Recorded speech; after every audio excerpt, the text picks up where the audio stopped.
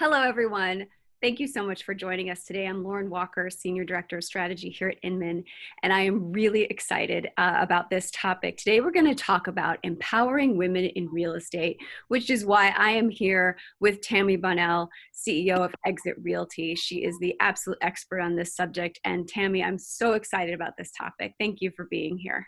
Oh, it's my pleasure. I'm excited about it too. Yeah, this is great. So, real estate is a female-centric industry. I think everybody knows that. I think the last stat that I saw from NAR was about 67% of all agents are female. Does that sound about right to you? Correct. Yeah. So, but there's a problem, right? There's a little bit of a disconnect when we get into the upper levels of executives and managers and owners. And so that's what I'm hoping to talk about today is how do we bridge that gap? So can you take us back and kind of set the stage for us? Where have we come from when it comes to women in real estate? Well, actually, a lot of women started in real estate because they wanted to do something working part-time. And a lot of other women started in real estate because it was a way for them to make equal pay. As crazy as that is, because when you're on a commission base, you can make equal pay. And most came into it in sales. And I think the reason for that is that they didn't really have very many examples. There were many more men in business. I mean, I'm a product of the 60s. My mother stayed home full time. And so did an awful lot of people at that time. So there wasn't an example of somebody there in front of you that you could say, okay, I'm going to emulate that. And I think being able to see it and experience it really does make a difference. We've seen it evolve over time, just not fast enough, certainly not fast enough for what it is that should have happened. I remember my first job in management, and I was in my 20s, and I had a job in management, and my administrator had to go to take care of a family emergency. So I was interviewing somebody, and I sat at the front desk. And I was sitting at the front desk and I was interviewing a gentleman, I'm using that term loosely, that came in to be interviewed. And he started calling me honey and sweetie, asking for a cup of coffee, and then said, you help me out and make me look good here. I'll put in a good word for your boss. And I remember just sitting there going, I can't believe this is happening. And then I stood up and introduced myself. And I thought he was going to fall through the floor. But it made me, from then on, every time I interviewed anybody, I had my administrator take a walk and I stayed at the front desk to really see how they treated other people. Oh, wow. That's crafty and must have been very telling about the people that you met. That's really interesting. The gentleman that owns Zappos actually has people pick up, he has a driver go pick up people for an interview and take them there, and he measures them first by how they treat the driver. Wow. And women have a little bit more empathy as a general rule, and so I think that really does have an impact. But there is unconscious bias in everything. We all have been raised a certain way. We've been surrounded by certain things, and so you really need to have the exposure, and it really needs to be brought up, right? Yes. We need to have the conversations in order for it to get any better. Yeah, I think that's key. And I think to your point about representation, right? If you can see it, you can be it. I think that's really important. So Tami, talk about your experience. I mean, you're kind of opening the door, the story about being a manager and being at the front desk. What kind of obstacles did you overcome to be CEO? And what are you seeing other women face on their climb up the ladder? Well, I'm very fortunate. The company that I work with Exit, we actually 2/3 of our leadership is female. Wow. So out of the top 18 people in the company, 12 are women. And we just chose the best person for the job. I am very fortunate that our founder and chairman believes in finding the best person for the job, and it was never a bias. So I'm very fortunate. And all of us actually that got our jobs as we moved up the ladder, we actually were already doing that job before we got that job, right? I was president over the US first. I was a regional owner before that, and then vice president, but I was already running an awful lot of things going across the country. And then I was helping both Canada and the US. It was just the next logical progression. Everyone was already doing their job. And I think for a lot of women, that is part of the climb, is doing more than your job, which a lot of times it's not the same on the other side, or hasn't been. But thankfully, we're starting to see some changes. That is, yeah, I see that too. And I'm really glad. So where do you think the derailment happens, right? Even here in 2020, right? We think that we've come pretty far, but we're still seeing this massive movement of women as agents, you know, either whether they're part-time or full-time. But then it drops off when it comes to being an owner, when it comes to being a manager, when it comes to getting into the executive suite. What's happening in that place, and what can women be looking out for who want to make that leap? Well, you know, there's so many new groups that have started. And so I think that, and I actually feel optimistic on a few sides. More women are getting their bachelor's degree than men. Mm-hmm. Women are literally, for single women for home ownership, are at double the rate of men for home ownership. So they're gaining control, which will help them to gain more cash flow too, right? For the ability to be able to open a brokerage or to be able to move up further because they'll have better cash flow. There are a lot of things that are shifting in this on this planet. So, you know, more men are getting older, and has a tendency, men have a tendency to die younger than women. So there's going to be a transfer of wealth from that standpoint. More women are getting degrees. A much higher percentage of women are getting degrees so that they're getting into higher paying jobs. So we're starting to see a shift there. But specifically in the real estate industry, you know, the California Association of Realtors came out with Woman Up. They Mm-hmm. literally looked at the statistics and saw that only out of their top 100 brokerages in the country, I mean, in their whole state, which is a sixth of the realtors in the country, out of that top 100 offices, only 14 were owned by females. And they have 67% women in California as well, as far as real estate goes. So they actually started a program to show people what the possibilities were and what the options were. And it's amazing to see some of those success stories. Women's Council of Realtors started Power, providing opportunities for women executives in real estate, women entrepreneurs in real estate, sorry. And the National Association of Women in the Real Estate Business, I actually sit on a board for the National Diversity Inclusion Leadership Council.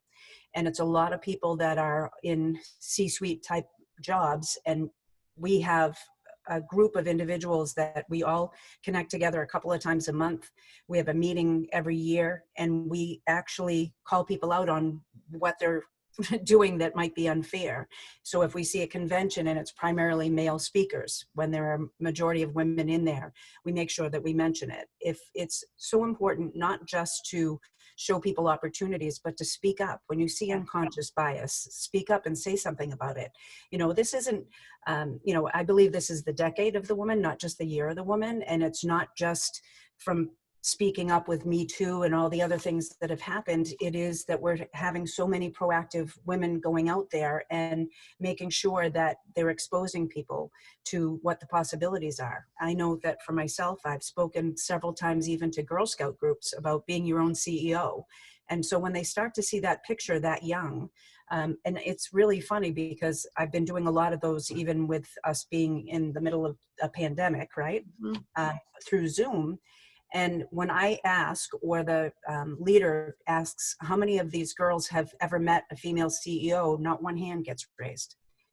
And that's pretty overwhelming when you see that and you get that picture in your mind that how is this even possible, right?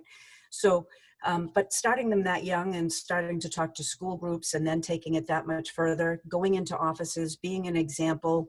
And I think women really need to, you know, when we first started in moving up the ranks, with my age range, we dressed like more masculine. You know, we had the three-piece suits and we tried to act and be more like them. And I think that actually hurt us instead of being true to ourselves. I actually have a tattoo on my back. It's from a lost bet. That's a story for a different day. Oh, And it says, be true to yourself and you'll be able to lead others. And I think that that is so true. People want to see that authenticity. They want to see you be genuine. And you can't be that if you're trying to behave like someone else. People thought that empathy was a weakness, but it's a strength. You know, the absolutely. most important thing a leader can do is be present and really listen to that person. And I mean actively listen so that you can find out what their dreams are and help them to get there. People become what we tell them they can be. And I think that by trying to act a little bit male, we actually Mm, short-cheated ourselves a sure. little bit. And then not having the courage to speak up, to say something and to say, why not me, Yeah. right? Absolutely. Absolutely. So I'm hearing from you, there's some great organizations out there that women can look to get training, inspiration, mentorship. What about kind of on a personal level? What would you like to see women do for other women on a daily basis in the professional world? Well, I think some are, but I would like to see more of them Yes. for sure. Strong women love strong women and want to see strong women succeed. There are some people that aren't as secure, and usually it's when you see people that aren't as secure, it's more like they're fearful of losing something they have by helping somebody else. And it's so important for them to understand that the more you give, the more you get. The more I add value to your life, everything I do for you, I'm actually doing for myself too at the same time. So I think that they need to take the time to work on themselves. Even, a lot of times we feel guilty as parents, that we shouldn't take a couple minutes at time, but look at what we're doing to the next generation. We're teaching them. If we're going to be a martyr, they're going to be a martyr, right? If we work on ourselves and we want to make sure that we are the strongest and best version of ourselves, then and we point out, I think one of the things we can do incredibly well, we actually even have leadership principles at Diversity and Inclusion Leadership Council. And so much of it is being present and actually shining a light on people that are doing great things and raising other people up, right? Yes. And catching them doing something good, because people Yeah. become what we tell them they can be. And so when you see something in someone and you can really mention, I see a strength in you here and you should really work on it, it really makes people shine. It really does. That's really interesting you say that, because I was just going to ask you, what does it mean to empower somebody?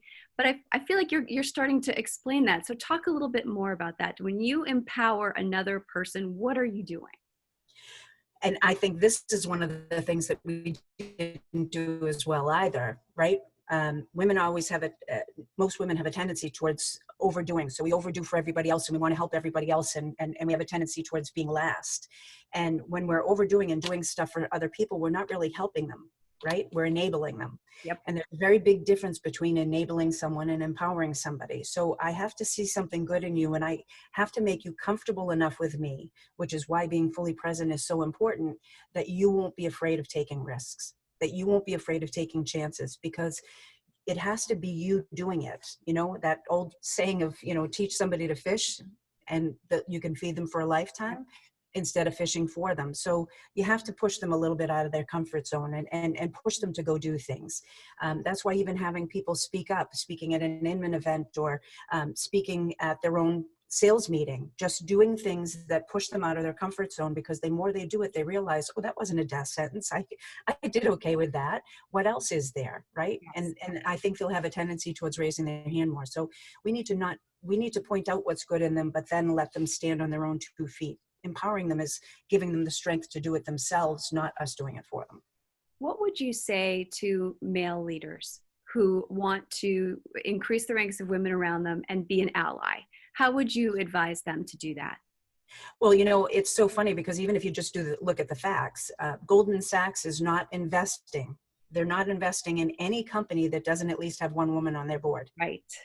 And it's not even because of empowering women. It's because those companies actually make more money. So even from a logic standpoint, it makes sense to have diversity. It makes sense to have opinions from all sides so that you're actually serving an entire community. We should have equal representation. This isn't about us taking over the complete world. It's about having equal and fair representation. And the more we do that, actually, the better everything will be. So I think just encouraging them to catch somebody doing something good and to open their eyes, Yes. especially if you notice them having some sort of unconscious bias. Maybe it's something that's just a preconceived notion that they've had from the way they grew up, Yes, absolutely. Well, what's the future look like, Tami? Why are we excited for tomorrow? I think because we're seeing so many groups rise up, right? Mm-hmm. We're seeing so many groups rise up, and we're seeing all of these, even behind the scenes, people starting podcasts and people really participating in things that are social media is helping us to really make things visible for everybody, right? And this next group of children and grandchildren, they actually want to make a difference and be on a mission when they come to work. They want to actually make the world a better place, which even looking back, Ariana Huffington wrote an article in August and showed that, they had leaders that were focused on making the world a better place, that they were actually stronger companies. Hmm. And so many of them were led by women or had multiple women on their boards. Right. Right. So I think the big takeaway is if she can see it, she can be it, right? I think that's true, but I think that we really should take it a step further than that. And every time you see an opportunity to catch somebody doing something good, every time you see an opportunity that you can do something, we've got to surround ourselves with better people. All boats rise to the same tide. So you want to make sure that everybody that you're surrounding yourself with is bringing the most and the best out of you. Fantastic. Tami, thank you so much. I think you're helping all these boats rise. This is bringing out the best in all of us, and I appreciate it. Thank you so much. This was a pleasure. Take care.